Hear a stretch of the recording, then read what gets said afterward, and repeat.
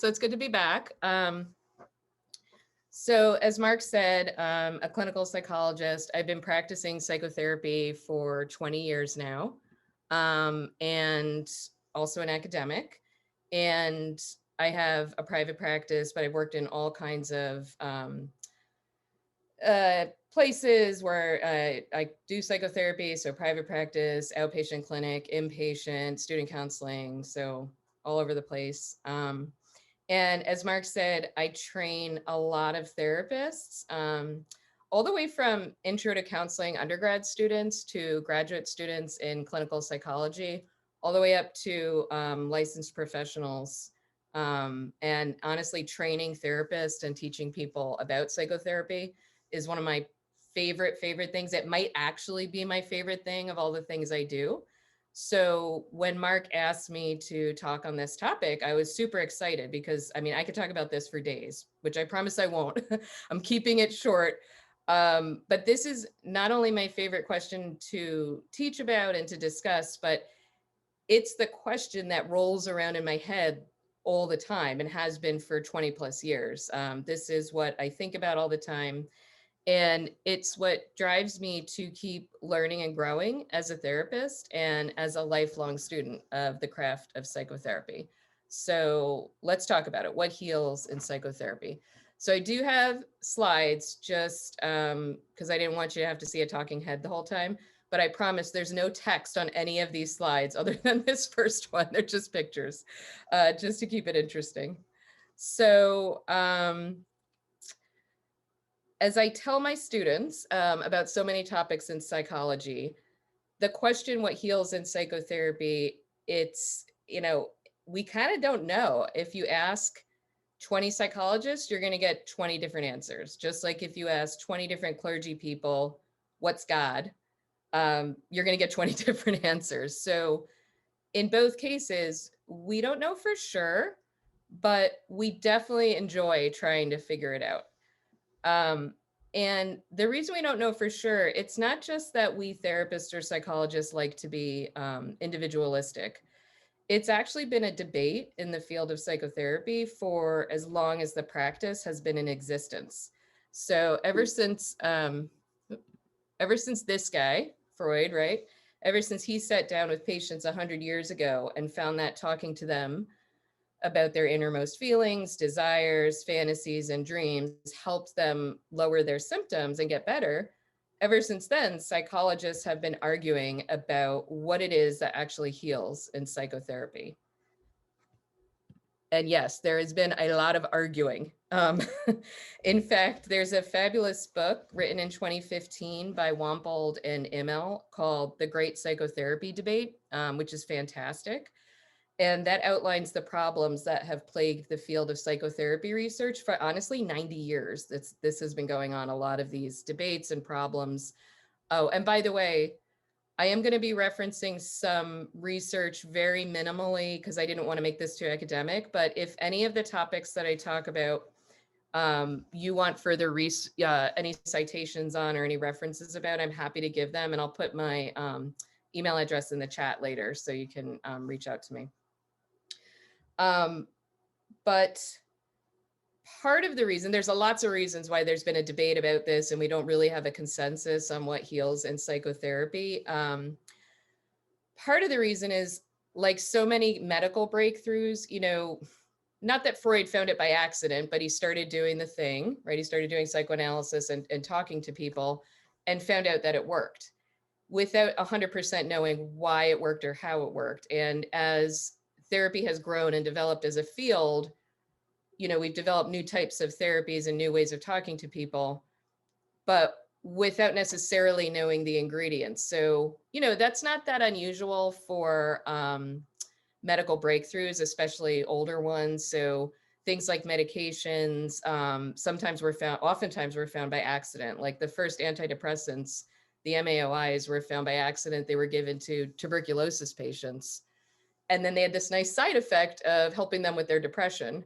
And so then, you have a thing that works, and the researchers, especially when we're talking about medication, they go back and try to determine, okay, well, what are the ingredients? What are the ingredients of this antidepressant? We know it helps. what actually makes it help. So that's not too unusual. It's just that with psychotherapy, we don't have microscopes and rulers and all kinds of technology to be able to study the effective ingredients or what heals and what helps. What we do know by and large, and this is from countless research studies over the years, and so the statistics are a little bit all over the place, but by and large, we know that psychotherapy is about 80% effective, more so than getting no psychotherapy. So meaning that the average person with some psychological problems who goes to psychotherapy will be better off than like 79% of people with psychological problems who don't go to psychotherapy. So we know it works. And 80% is actually a pretty good effectiveness statistic. So we've been hearing a lot about the vaccines, of course, right now. And if you think about it, like flu vaccines only about 50% effective. Fauci was hoping COVID vaccines would be like 75% effective. We just, thank you, science, we got 95%, which is unheard of. So an 80% effectiveness rate is actually pretty good for a medical or health treatment. But like I said, with psychotherapy as opposed to chemicals, medicines, because we can't study them with a microscope or a ruler or anything like that, the healing elements or the healing ingredients of psychotherapy remain elusive, right? Even to the best psychotherapy researchers. So like I said, actually for 90 years, psychotherapy researchers, we know it works, but they've been trying to tease apart what is it that makes it work, right? What are the elements of therapy that make it work? So is it specific techniques, for example? Or is it more things that are common across all types of therapies? Because at this point, we have about 400 to 500 different types of therapies, like real therapies, not sham or scam therapies, like real legitimate psychotherapies that have at least a little bit of research support, if not a lot. And what researchers try to tease apart, like I said, is it the specific techniques, or is it something that all psychotherapy has in common, such as having an empathic person to listen to you, the therapist and the patient collaborating towards a goal, right? So those are common to all psychotherapies. And this is where some of the debate comes in that's been going on now for close to a century, which is kind of blows your mind when you think about it, that we still haven't figured it out. But not only that, the research shows that the debate over what are the most curative elements, those are like the healing elements in therapy, that we might actually be barking up the wrong tree there. And that's because rather than looking at specific techniques for types of therapy, what we're finding in a lot of the research is that regardless of what type of therapy the therapist does, there's actually much more variability in the effectiveness between therapists. So in other words, and a lot of research bears this out. So if you think of the bell curve, therapists tend to fall along a bell curve with their level of effectiveness with their patients, right? So you've got on one end, the high end, you've got these super shrinks who are extremely effective with, a good majority of the patients that they see. They tend to help very much. On the flip side, on the other end, you've got these therapists that might be non-effective at all, or even actually harmful to patients. That unfortunately does happen, which I can talk more about in the Q&A if you're interested in, what do some therapists do that harm their patients, unfortunately. And then in the middle of the bell curve, you've got, a lot of therapists that they're good, they're pretty average. And again, this research bears out no matter what type of therapy they do, whether it's cognitive behavioral, psychodynamic, like I said, there's like 400 different types of therapies at this point. So for example, there was a study done in 2003 by Orlinsky and colleagues that showed that patients with the best therapists, those super shrinks that are on the high end of the bell curve, they can change 10 times faster than patients who had therapists that were in the middle of the bell curve, the average therapists. And that's actually not an isolated result, right? So what we're seeing is there's something actually about certain therapists that tends to be more helpful. So then that begs the question, maybe we shouldn't be asking like which type of therapy is better or which technique is better, but what is it that these super shrinks do that really makes them so effective in helping their patients? So um, I've been asking myself that same question for like 20 plus years. So I'm going to talk about what I think, and it's supported by research, is the most healing and effective in psychotherapy, but I'm going to detour a bit and talk about my own journey in seeking out how to become a good therapist, because that's what I've been doing for 20 plus years. So myself, when I was in college, I was a dual psychology and philosophy major. And like most college psychology majors, um, I was drawn to the field because I was experiencing my own psychological problems. Mine very typical, like many young female college students, a lot of anxiety, a little depression, maybe a little disordered eating sprinkled in. Fortunately, nothing that got too out of control. But so I had some great psychology classes. And because I was also a philosophy major, I was fortunate enough to have some fantastic Eastern philosophy professors. And I was particularly drawn to those traditions in philosophy because of their emphasis on the contemplative practices like meditation. And I was curious about how those could help people manage their internal emotional distress. Um, so I actually did want to study this more in graduate school. I wanted to study, meditation as a therapeutic intervention. And we hear about this all the time now. It's actually pretty popular. In fact, New York State, I think with the pandemic is they bought everybody in the state, a subscription to Headspace, which is a meditation app.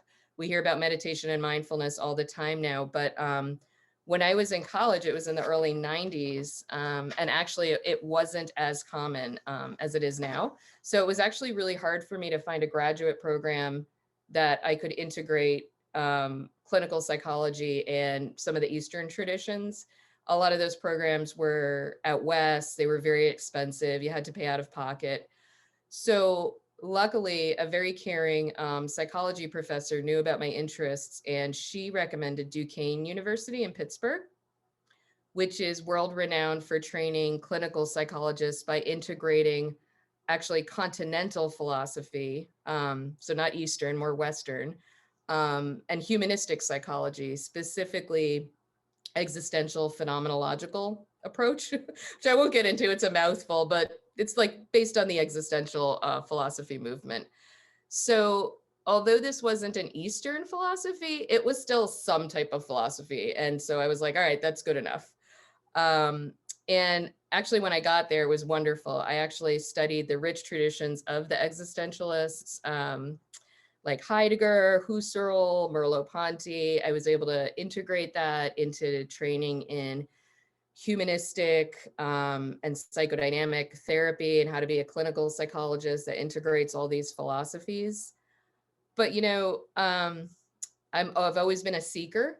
And so even that wasn't enough for me. So when I was in graduate school, my program was very much into this philosophy and humanistic way of approaching psychology.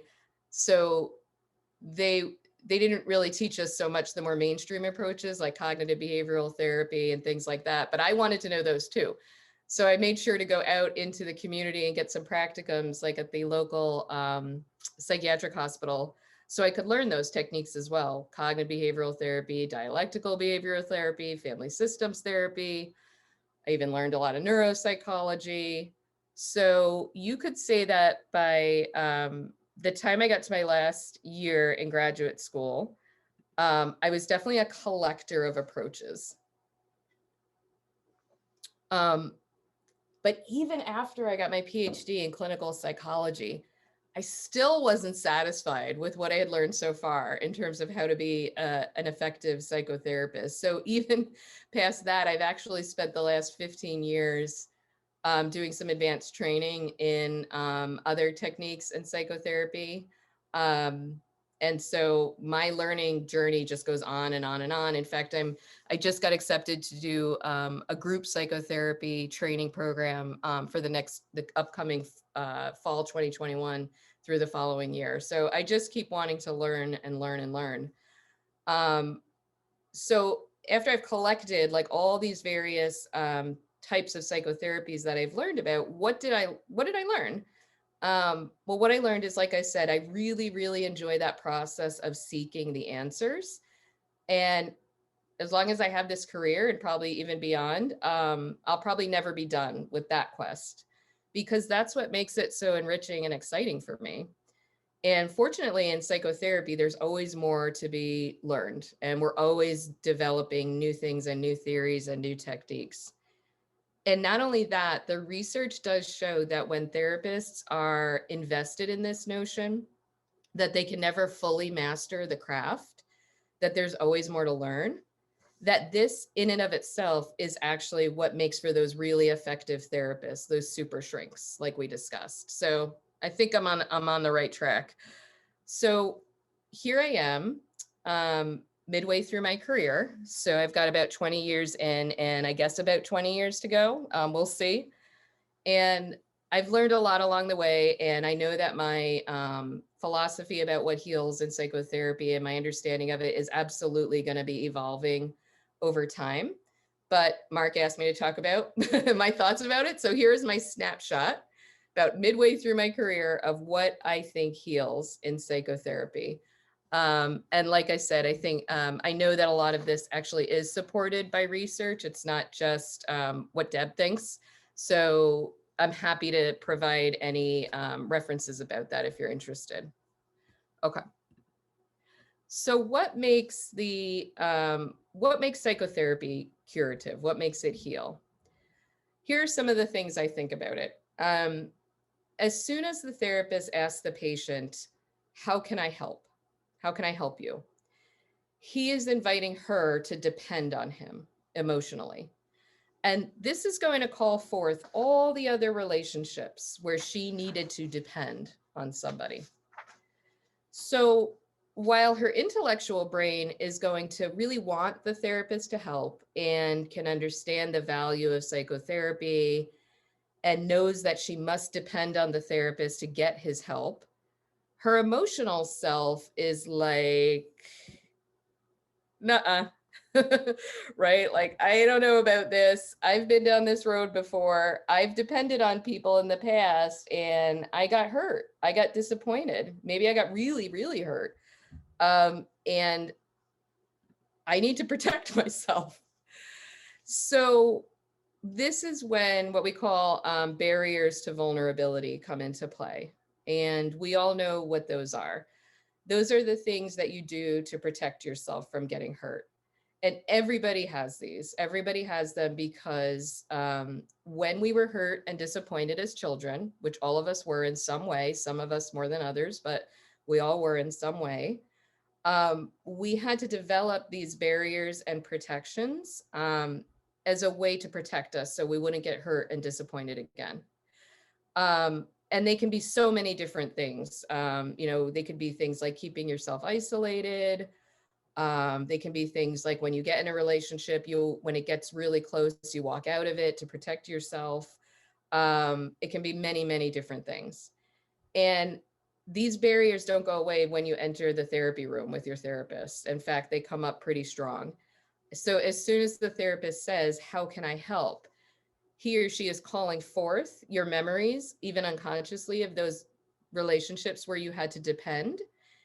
And because you were hurt in those relationships, all of your well-used barriers and protections are going to come marching out like good little soldiers. What we know is that good therapists can at once validate this need to protect your most vulnerable self, but at the same time, they can nudge you to let it go, and that they can actually hold both things in balance at the same time. So in other words, if they didn't hold them in balance, if on the one hand, the therapist just let you have all your barriers and protections up, probably nothing would happen in psychotherapy, because you would do the same thing with the therapist that you do in all your relationships that's causing problems. So that might be you get really passive and compliant and you can't find your own voice, right? So you just listen to the therapist and nod and say, yes, yes, sir, yes, ma'am, I'll do whatever you say. It might be that, you talk and talk and talk in the session as a way to not let the therapist enter into a relationship with you, or the myriad other ways that we have to protect ourselves from getting hurt.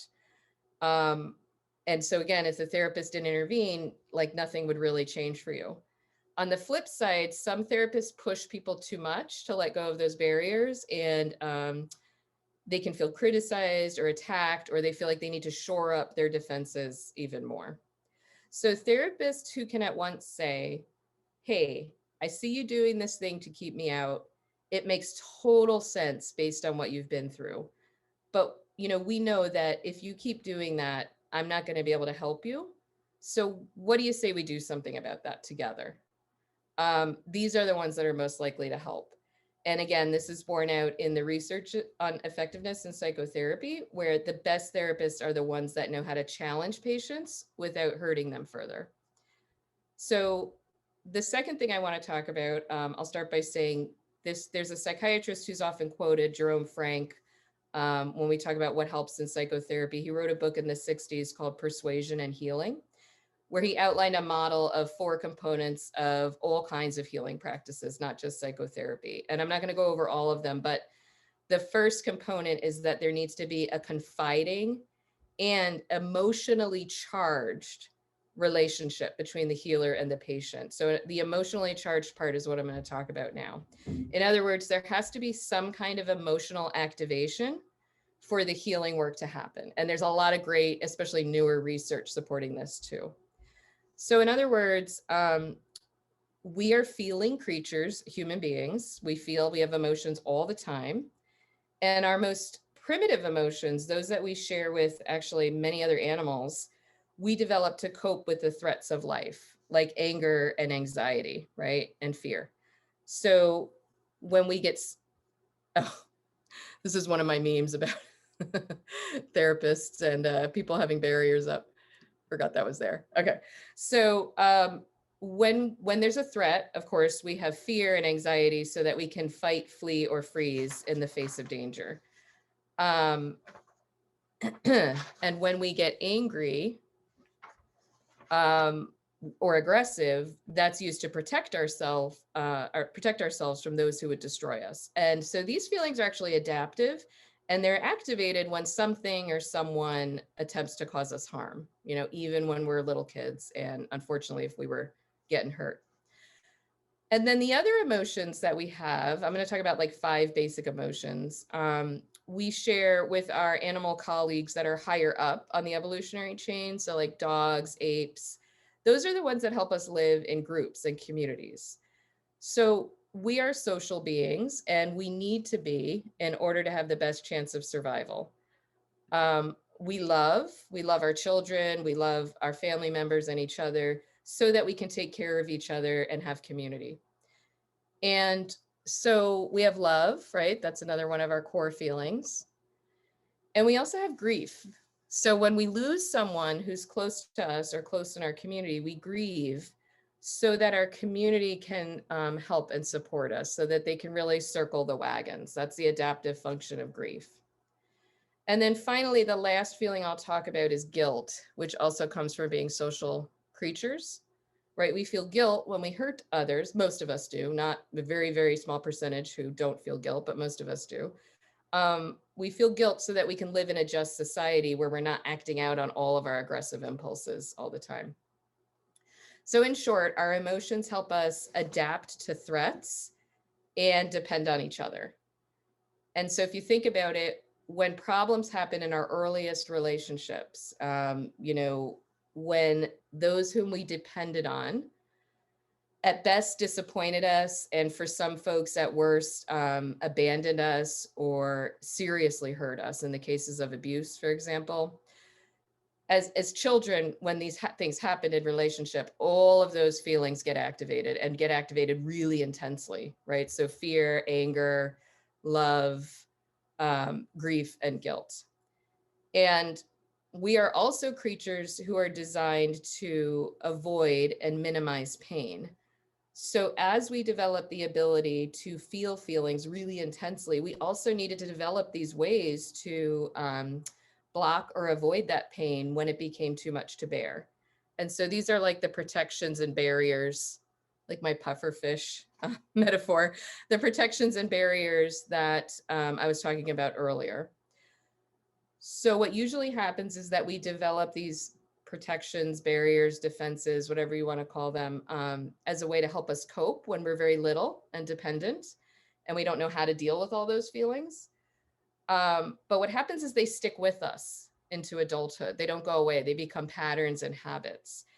And then as adults, we try to enter into new relationships. We try to love again, right? But as we have these relationships, the protections start to come up as soon as strong feelings start to come up, and they actually start to do us more harm than good. So it's no surprise that many people start psychotherapy when they're in a crucial point in new relationships, whether it's they just moved in with a boyfriend or girlfriend, it's getting very serious, or a partner, they're having kids, or their kids are reaching a crucial stage in their development. There's a part of us that wants to try loving and depending again. And there's another part of us that's like, maybe not, remember what happened last time? So we bring out, those old barriers to protect us. And lo and behold, most of our partners don't like that when we bring out those barriers. And so that's where the psychotherapist comes in. So what we need to do is learn, of course, how to start taking down these barriers. Sometimes you can do that without psychotherapy, just in a really good new relationship, and that happens all the time. But when it's not happening in your other relationships and you're starting to have some problems in relationship, or even how you feel inside, that's where the therapist can come in as a sort of like a surrogate to help you figure this out. So as one of my mentors, his name's John Fredrickson, he likes to say, what was hurt in a relationship can only be healed in a relationship. So that's where the relationship in psychotherapy becomes very, very important. And it's one of the most studied aspects of psychotherapy. We call it the therapeutic alliance. We know that it's very, very powerful. And when we have a good therapeutic alliance, that's one of the curative factors. That's what really helps. So that's the place where you test the waters, where you dare to depend again. And so what makes a good therapeutic alliance? Well, as you test the waters, you as the patient, you're going to start to have all kinds of feelings towards the therapist and within the therapy. Fear, anger, disappointment, love, right? All this stuff is going to start coming up, especially like we talked about earlier, if they can nudge you a little bit to let those protections down. Now, good therapists will always know your growth edge, so that they're going to have you working right at your maximum edge of tolerance of all these feelings that are going to be coming up, but they're not going to let you get overwhelmed by them. And in this space, then, in this safe space with your therapist, you can push yourself to try to love and be vulnerable again. And find that often, if it's a good therapist, because remember, we're talking about good therapists versus techniques. If you have a good therapist, you will find that you get a lot of acceptance with all of these messy feelings that are coming up. And as you test things out, you might start to hear your own voice say things you never could have said before, like, I want that, and find out that you have a desire that isn't usurped by someone else's needs, and that you can voice that. Or for some folks, actually saying, testing the waters and saying, no, I don't want that. They can learn to set limits in relationship where they never could before. So the therapist is like the person who helps you practice all of this, all the while nudging you and accepting you and furthering your process as you go, even when it gets really messy, even when you get really mad at them, even when you stop going to sessions for a while, but they accept you back and they can understand why you needed to separate for a bit. So psychotherapy researchers call this the corrective emotional experience, but we can also call it healing. So that sounds amazing, right? Maybe even too good to be true. Well, in a way it is. I know we have to wrap up, but I have one final thing I want to talk about. And the final thing I want to talk about is in terms of what I also think is very healing in psychotherapy, which is that even with the best therapist, even with those super shrinks, okay, that are, amazing, well trained, and that can gently and skillfully do all the things with you I just talked about, the reality is that ultimately, in some way, or in many ways, they even are going to let you down. Sometimes this is because if they do something tangible, like they forget an appointment or they double book you, or maybe they're just not quite getting something you're trying to express. Other times therapists leave, they move, they take another job, they die. But even if none of those things happen, your therapist will inevitably disappoint you because they're human beings. And as such, they can never quite be who you really want them to be. All therapists and patients are at some level susceptible to what we call the myth of the omnipotent therapist, which is just a fancy term for our desire to have the therapist be this magical sage that fixes all of our problems. We all want that. And actually, lots of therapists wish they were that person too. It's not just patients that want therapists to be that magical sage. But what happens over time, is you start to see the therapist for who they really are, which is a very helpful but flawed human being. Um, and they're not the person who necessarily you wish they could be. And with that comes inevitable disappointment, anger, and even grief over the realization that they're not, and that maybe no one can actually be that person for us. And so, really good therapists are on the lookout for that moment where you start to have that experience, and they will shepherd you through it so that you can be together in the inevitable and universal disappointment in the other. And in some ways, this is where the final and best work is done. So once you can face all the rage and sadness and disappointment and grief over the loss of that dream of the omnipotent therapist, you start to realize something. You start to see that this person who you put so much stock in and who you depended on so much has let you down. But you also realize that's okay. And not only is it okay, but you survived.